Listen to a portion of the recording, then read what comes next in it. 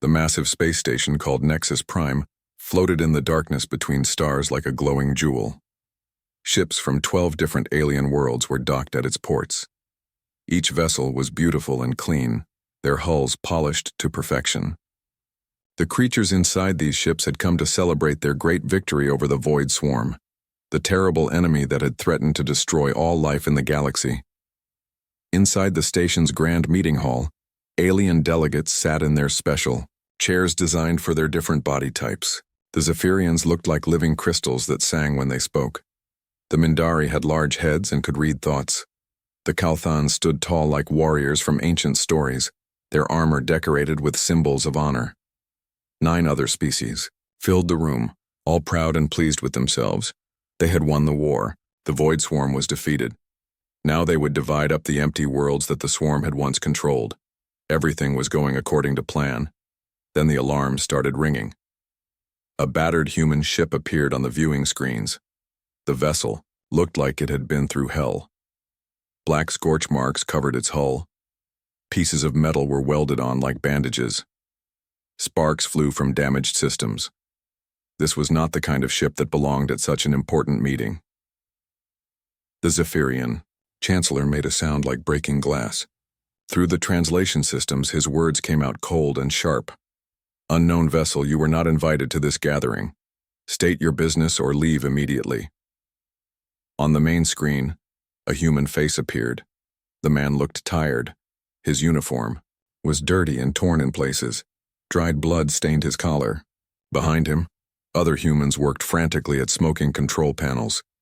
"This is Commander Jake Morrison of the Earth vessel Defiant," the man said. His voice was calm despite everything. "We need to dock. We have important information about the Void Swarm." The alien delegates looked at each other. Some made sounds of disgust. Others whispered among themselves. Humans were not part of the Galactic Council. They were too primitive, too violent. Their technology was weak compared to the great civilizations in the room. A Mindari delegate spoke next, his large eyes glowing purple. "Commander Morrison, your species was deemed unfit for inclusion in our alliance. You have no place here. The war is over. We have already won." Morrison looked directly at the camera. "No, you haven't." The words hung in the air like a challenge. Several alien delegates stood up, their various forms of anger filling the room. The Kalthans reached for their ceremonial weapons. The Zephyrians sang harsh notes that hurt to hear. "How dare you?" growled a delegate from the Thrakari Empire. His reptilian face showed his sharp teeth. "We fought with honor while you hid in your small corner of space. We bled for this victory while you cowered behind your primitive worlds." Morrison did not look away. "We request permission to dock. We have evidence that you need to see." "Evidence?" The Chancellor's crystal body flashed with angry light. "What could your backward species possibly know that we do not?" Behind Morrison, a human woman stepped into view. She wore a lieutenant's uniform that was just as dirty and damaged as her commander's. Her blonde hair was pulled back and her blue eyes were hard as steel. "Sir," she said quietly, "their long-range sensors are picking up our ship's damage. They can see we've been in a fight." Morrison nodded. "Lieutenant Amy Brooks, show them the scan of our hull." The image on the screen changed. It showed the human ship from outside. The damage was even worse than it had looked before. Huge gashes ran along the sides. Entire sections were missing. It was amazing the ship could still fly. "Those are swarm marks," said a Vorthan delegate, his gaseous form shifting with surprise. "But how? We destroyed all the swarm in this sector weeks ago." "That's what we need to talk about," Morrison said. "The things you fought were not the real swarm. They were just the beginning." The room fell silent. The only sounds were the hum of the station systems and the distant noise of Morrison's damaged ship, trying to stay together. Dr. Ben Carter appeared next to Morrison. The older man's medical uniform was stained with both human and alien blood. His hands shook slightly as he held a datapad. "We've been tracking the real swarm for months," Carter said. "What you fought here were scouts, workers. The actual threat is still out there, and it's bigger than anything you can imagine." The alien delegates looked at each other with growing concern. Their celebration had turned into something else entirely. "This is impossible," said the Mindari delegate. "Our psychic networks detected no deception in the swarm we fought. They fought with full intensity. They died as if their lives meant everything to their cause." Morrison's face grew grim. "That's because they were supposed to die. Every battle you won was planned. Every victory you celebrated was exactly what the swarm wanted you to do." The Zephyrian Chancellor's song became a low, worried hum. "You speak of conspiracy and deception. The swarm are mindless creatures driven by hunger. They cannot plan such complex strategies." "Yes, they can," Morrison said. "And they did. While you were fighting their expendable forces, the real swarm was learning everything about you. How you fight, how you think, what weapons you use, what makes you afraid." Lieutenant Brooks stepped forward again. "Commander, we're getting multiple contacts on long-range sensors. Something big is coming this way." The mood in the room shifted from anger to fear. These proud alien civilizations, who had just been celebrating their great victory, suddenly realized they might have been celebrating too early. Morrison looked around the room at all the alien faces staring at him. "The swarm played you, all of you. While you were busy winning battles, they were preparing for the real war. The war that starts now." The human ship's alarms could be heard through the communication channel. Red lights flashed behind Morrison, as his crew prepared for whatever was coming. "We need to dock," Morrison said again. "We need to share what we know. Because if we don't work together right now, every species in this room is going to die."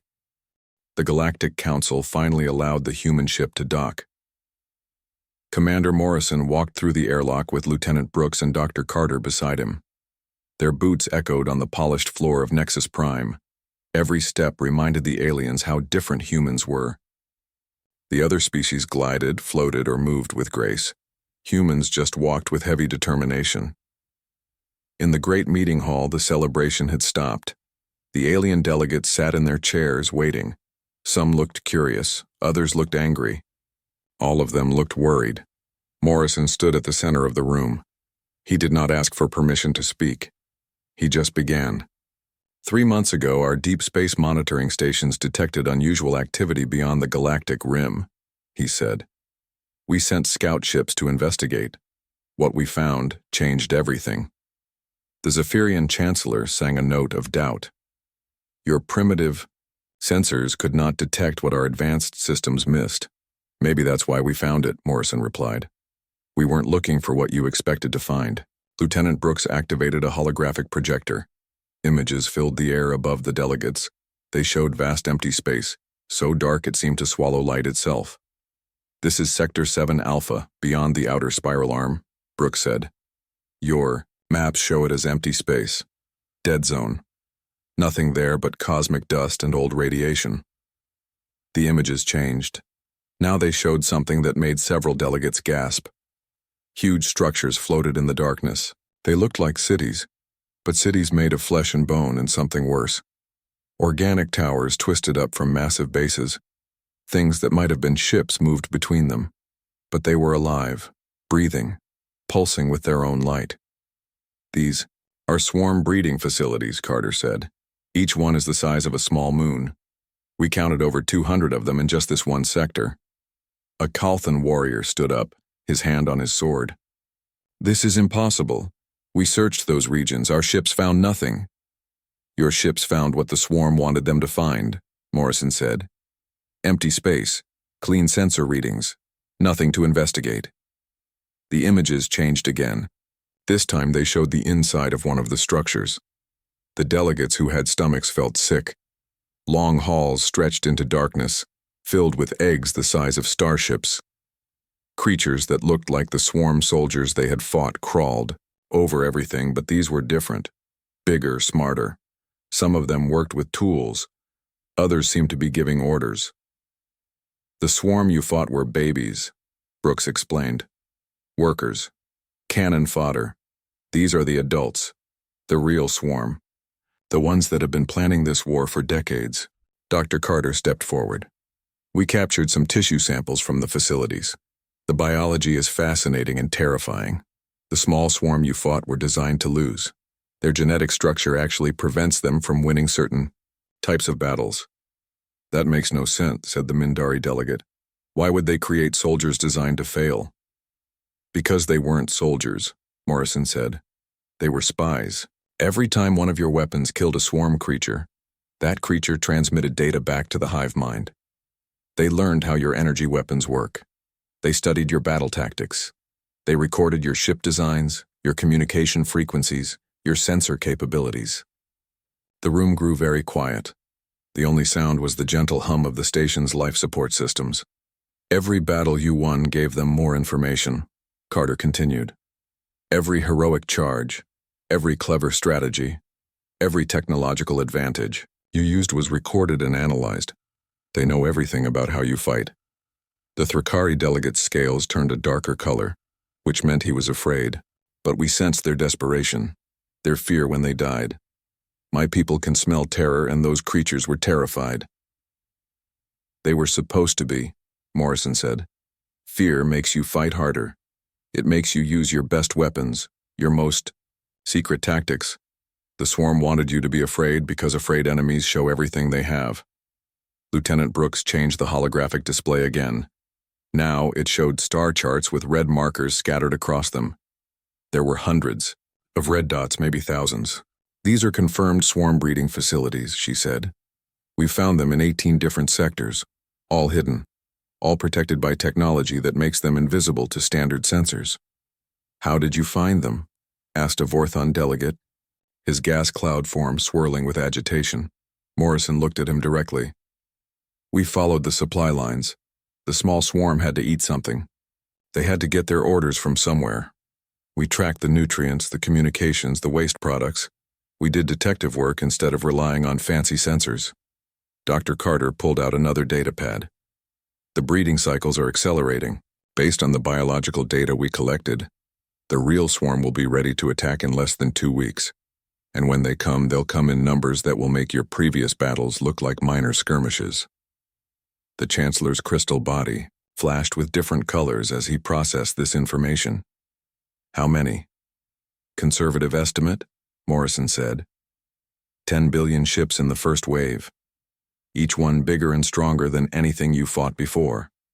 Each one designed specifically to counter your weapons and tactics. Several delegates made sounds of despair. The Kalthans began preparing their death songs. The Mindari tried to link their minds to share the horror they all felt. There's more, Brooks said quietly. The attack isn't random. They've been studying your homeworlds, your colonies, your trade routes. They know which planets are most important to each species. They know where your families live, where your leaders meet, where your factories build your ships. This will be a war of extermination, Morrison continued. Not conquest, not resource gathering. Complete elimination of all intelligent life in the galaxy. That's what the real swarm wants. The room erupted in chaos. Delegates shouted in their various languages. Some demanded proof. Others called for immediate evacuation. A few accused the humans of lying to gain admission to the council. Morrison waited for the noise to die down. When it did, he spoke again, and his words cut through the fear like a blade. We have proof of everything we've told you. Sensor logs, biological samples, tactical analyses, but more importantly, we have something else. What? The Chancellor asked, his song now barely a whisper. Morrison smiled, and it was not a pleasant smile. We have a plan to stop them. The silence that followed was complete. Every being in the room stared at the dirty, bloodied human who claimed he could save them all. But first, Morrison said, you need to understand something important. The civilized way you've been fighting this war, the honor codes, the rules of engagement, the mercy you show to defeated enemies. That's all going to have to stop.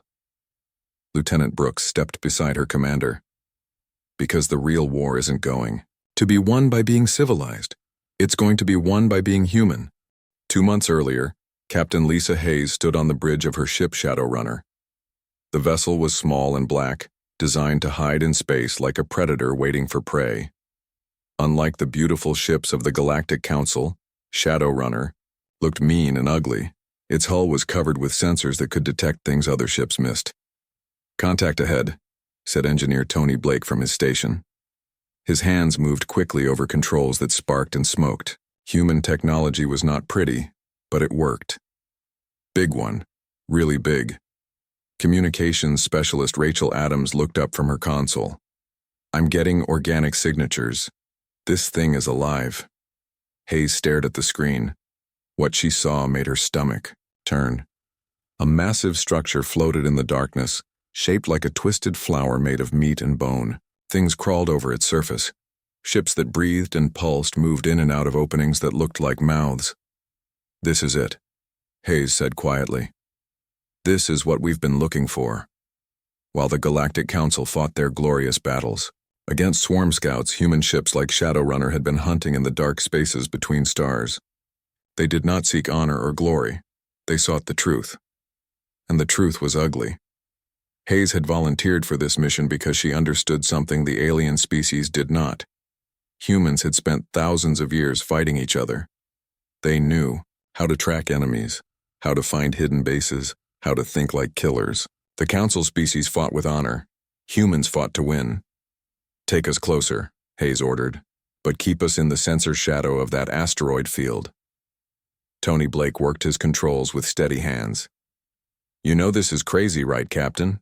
If they detect us, we're dead. This ship has no weapons that could hurt something that size. We're not here to fight, Hayes replied. We're here to learn. Rachel Adams activated the passive scanners. Information flowed across her screens. Captain, I'm reading massive biomechanical structures inside that thing. Breeding chambers, nurseries, command centers. This isn't just a ship. It's a city. For 3 days, the Shadowrunner stayed hidden and watched. Hayes and her crew recorded everything. They saw swarm creatures being born, trained, and sent out on missions. They watched as the facility produced different types of beings. Some were the small scouts the Council had been fighting. Others were huge and covered in armor. Some looked like they were designed for specific tasks. They're making custom enemies, Blake said as he watched the recordings.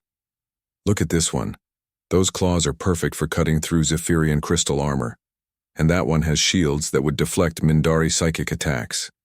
Hayes nodded grimly. They're not just studying the Council species. They're designing weapons specifically to kill them. On the 4th day, they made a discovery that changed everything. Rachel Adams picked up a communication signal coming from deep inside the facility. The signal was not random. It was organized, purposeful, intelligent. Captain, Adams said, her voice tight with fear. I think we're listening to the swarm command structure. They're not mindless. They're planning everything. The signals told a story that made Hayes feel sick. The swarm had been watching the galaxy for decades. They had studied every species, learned their strengths and weaknesses, mapped their territories. The small attacks the Council had been fighting were not desperate attempts at conquest. They were research missions. They're farming the Council, species for information, Hayes realized. Every battle teaches them something new. Every weapon used against them helps them design better defenses. But Hayes also discovered something the swarm had not expected. Human ships were different. Human tactics were unpredictable. The swarm had detailed files on every Council species, but their information on humans was limited and confused. They don't understand us, Blake said as he studied the intercepted data. Look at this. They think humans are just another warrior species like the Calthans. They don't realize we fight dirty. Hayes smiled, and it was not a nice smile. Then, let's teach them. What happened next would have horrified the civilized species of the Galactic Council. Hayes did not report her findings to any authority. She did not request backup or wait for orders. She acted like a human.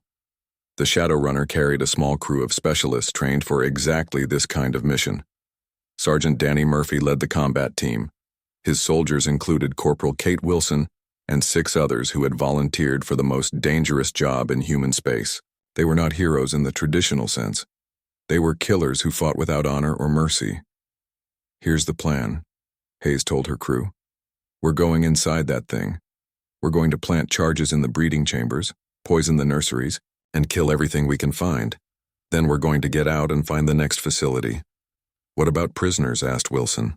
Intelligence gathering? Hayes looked at her with cold eyes. No prisoners, no witnesses, no mercy. The swarm doesn't understand human warfare because they've never seen it. Let's introduce them to what we're really capable of. The mission took 12 hours.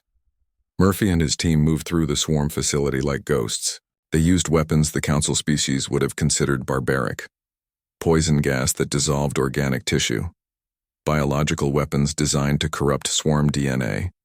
Explosives that burned so hot they left nothing behind. They killed everything they found. Not just the warriors, but the workers, the drones, the young ones still growing in their pods. They destroyed breeding chambers that had taken decades to grow. They planted viruses in the facility's biological computer systems. When they were done, the massive structure was dying. Its organic systems were failing. Its communications were silent. The creatures inside were dead or dying from human-made plagues. One down, Hayes said as she watched the facility collapse in on itself. How many more to go? Adams checked her star charts. Based on the communication patterns we intercepted, I estimate at least 50 more facilities in this sector, alone. Hayes nodded. Then we better get started. Over the next 2 months, human ships like Shadowrunner conducted a different kind of war. They did not fight battles. They committed acts of extermination. They hunted swarm facilities across dozens of star systems, destroying each one completely. The humans did not take prisoners. They did not show mercy. They did not follow any rules of warfare that the civilized galaxy would recognize. They fought like their species had always fought. They fought to survive. While the Galactic Council celebrated their victories against swarm scouts, human teams led by captains like Hayes systematically destroyed the enemy's real infrastructure. They killed billions of swarm creatures. They burned breeding facilities to ash. They corrupted hive networks with viral programs that drove entire colonies insane. It was not glorious.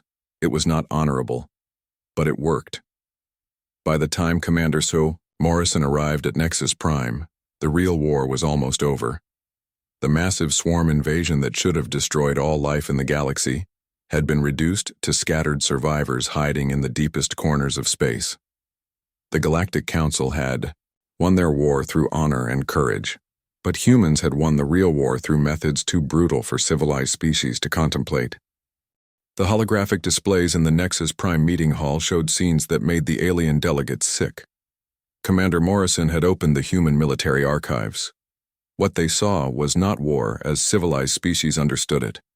It was something much darker. Major Alex Turner appeared on the screen, standing in what looked like the ruins of a swarm hive. His armor was covered in green slime that still moved. Behind him, human soldiers worked with tools that seemed designed for butchery rather than battle.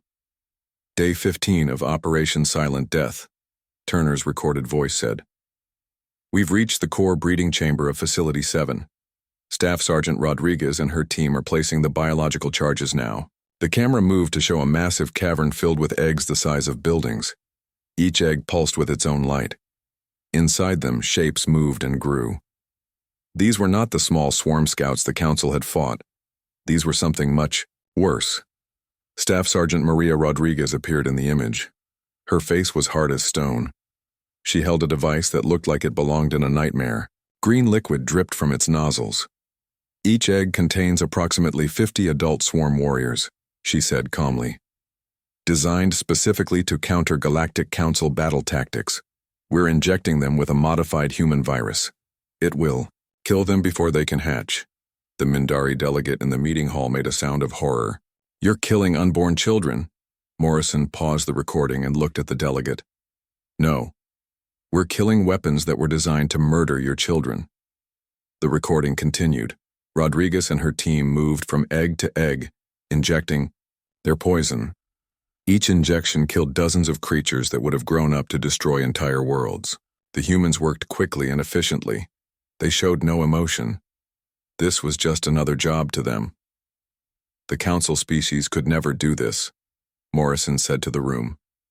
Your honor codes, your morals, your sense of right and wrong would stop you. That's why the swarm planned to win. They knew you would fight clean. Another recording began. This one showed Private First Class Steve Collins crawling through ventilation shafts inside a swarm command facility. The space was barely large, enough for a human, filled with organic cables that pulsed like arteries. Collins volunteered for this mission, Morrison explained. He knew it was suicide. The objective was to reach the central nervous system of the facility and plant a neural virus, one that would spread to every connected swarm facility through their quantum communication network. On screen, Collins reached a chamber that looked like the inside of a brain.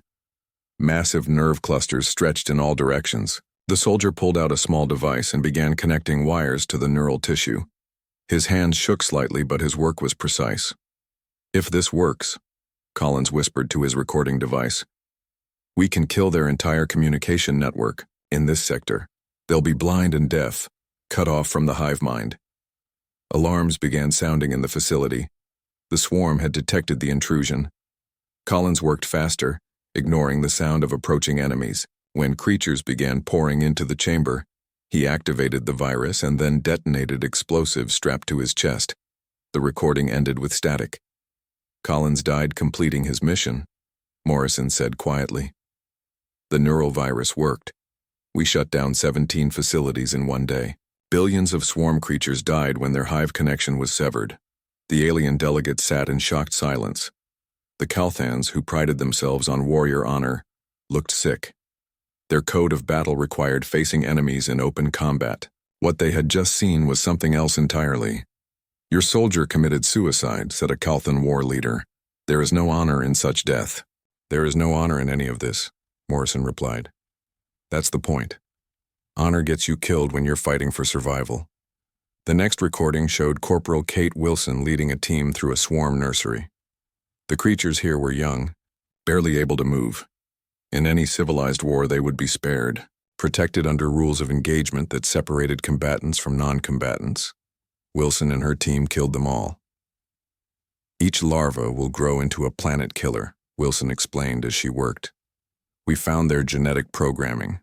They're designed to consume entire ecosystems. Everyone we leave alive today will destroy a world tomorrow." The humans used flamethrowers that burned so hot they melted the organic walls. They used acids that dissolved everything they touched. They used biological weapons that turned the swarm's own DNA against them. It was systematic extermination carried out with cold efficiency. "We learned something important about the swarm," Morrison told the council delegates. "They don't understand human psychology. They expected us to fight like you do, with rules, with mercy, with limits on what we're willing to do." Another recording began. This one showed Captain Lisa Hayes standing in what remained of a massive swarm facility. Everything around her was dead or dying. The organic structures were collapsing, as human-made viruses ate them from the inside. "Facility 23 is neutralized," Hayes reported. "Estimated swarm casualties, 2 billion organisms across all development stages. No human casualties. We're moving to the next target." Behind Hayes, human soldiers were collecting samples from dead swarm creatures. They worked like scientists, cataloging each type of enemy they had killed. Every sample would help them design better weapons for the next facility. "The swarm made one critical mistake," Morrison explained. "They studied your species for decades.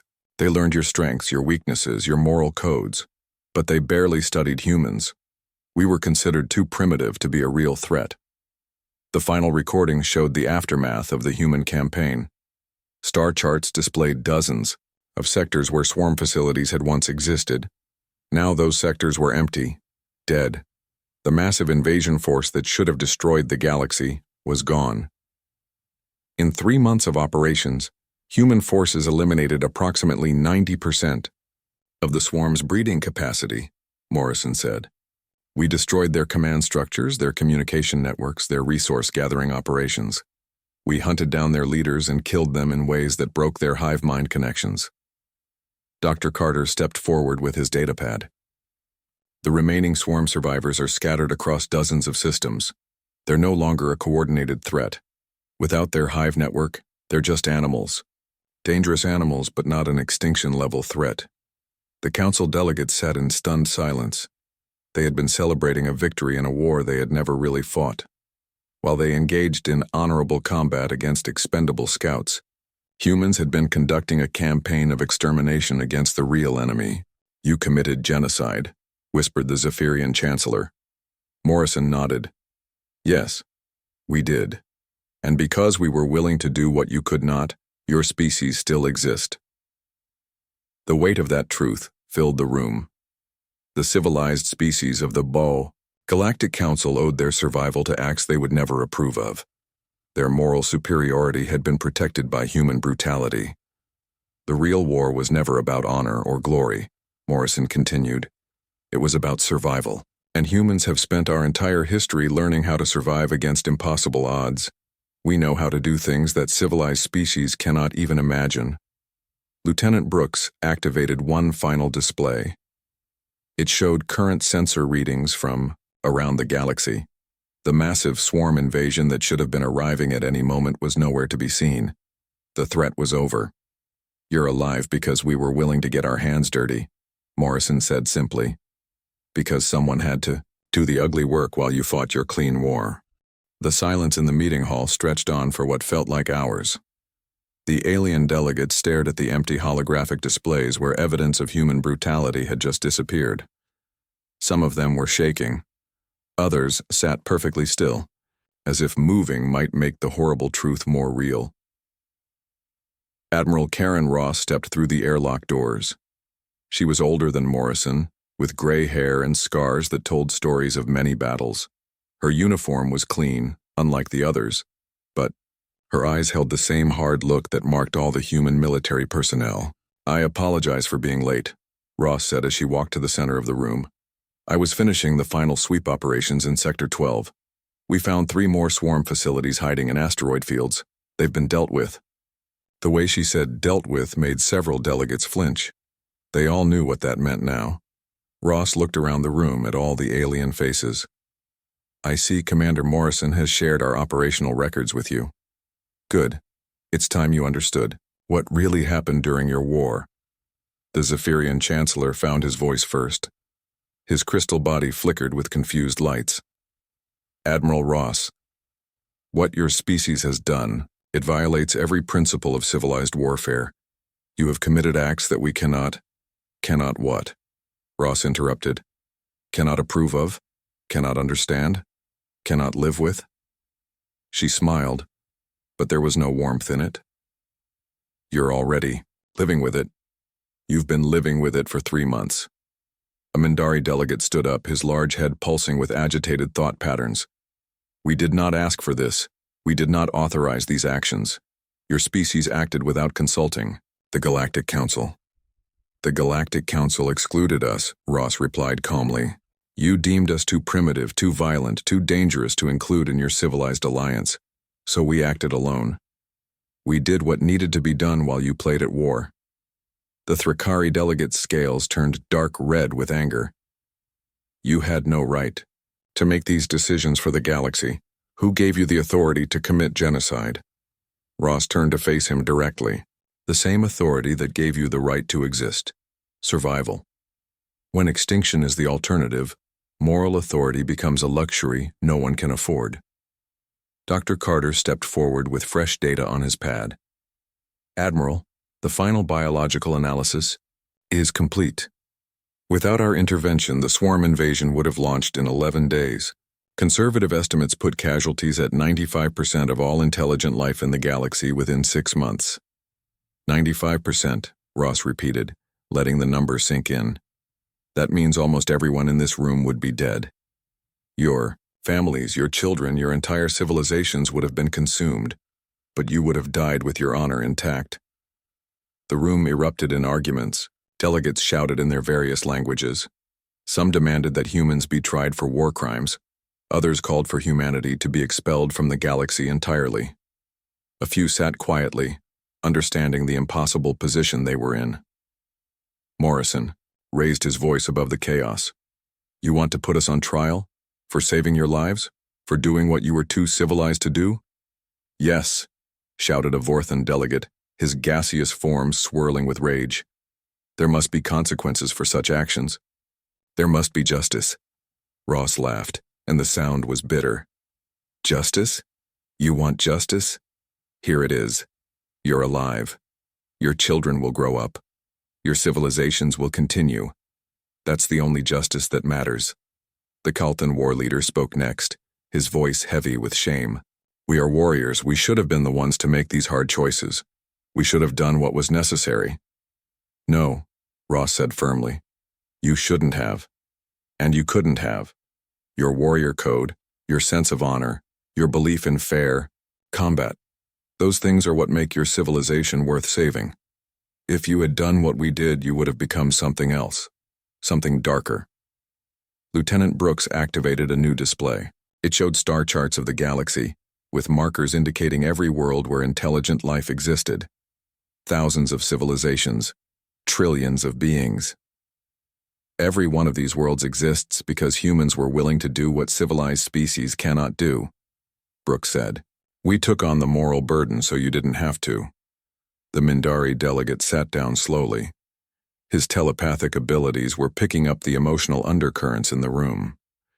You carry the weight of this, the guilt, the knowledge of what you've done. It hurts you. Morrison nodded. Every day, every night. We know what we are. We know what we've done. But we also know why we did it. Admiral Ross walked to the viewing ports that showed the stars beyond Nexus Prime. Humanity has always been the galaxy's monster, too violent for civilized society, too brutal for proper company. But monsters have their uses. We hunt other monsters. So, what happens now? Asked the Chancellor. Do we pretend this never happened? Do we go back to excluding you from galactic society? Ross turned back to face the assembly. That's your choice. You can invite us to join your councils, knowing what we're capable of. Or you can send us away, hoping you never need us again. But understand this. Next time something threatens the galaxy, we'll make the same choice. We'll do whatever it takes to survive. Dr. Carter looked up from his instruments. Admiral, long-range sensors are detecting something. Multiple contacts approaching from the outer rim. The room fell silent again. After everything they had learned, the idea of new threats was terrifying. Morrison studied the readings. Configuration, unknown, not swarm. Something else? Ross smiled grimly. It seems we may find out sooner than expected whether the galaxy wants to keep its monsters around. The alien delegates looked at each other with new understanding. They had spent hours arguing about human brutality and moral consequences. But faced with a new unknown threat, they all had the same thought. They wanted the humans on their side. The Zephyrian Chancellor's song became a harmony of resignation and relief. Admiral Ross, on behalf of the Galactic Council, I extend an invitation for humanity to join our alliance. With full membership, added the Mindari delegate, full voting rights, full access to council resources and information. Ross looked around the room at all the faces staring at her. Fear, disgust, gratitude, and hope all mixed together. And when the next threat comes, when civilized methods fail and someone needs to get their hands dirty, we'll call you, said the Kaltan war leader quietly. We'll call the monsters to hunt the monsters. Ross nodded. Then we accept. But understand what you're agreeing to. Humanity will be your sword in the darkness, your weapon of last resort. Your conscience-free killers when killing is the only option. She walked toward the exit, followed by Morrison, Brooks, and Carter. At the doorway, she paused and looked back. You'll sleep better at night knowing we're out there, Ross said. And we'll sleep worse knowing what we might have to do next. That's the bargain. That's the price of keeping civilization civilized. The humans left the meeting hall. Outside, their battered ship waited to take them back to the darkness between stars, where humanity would continue to hunt the things that civilized species could not face. The Galactic Council had gained powerful allies, but they had also learned a truth that would haunt them forever. Sometimes, to preserve the light, someone must be willing to embrace the darkness. The monsters were now part of their family, and everyone knew they would need them again.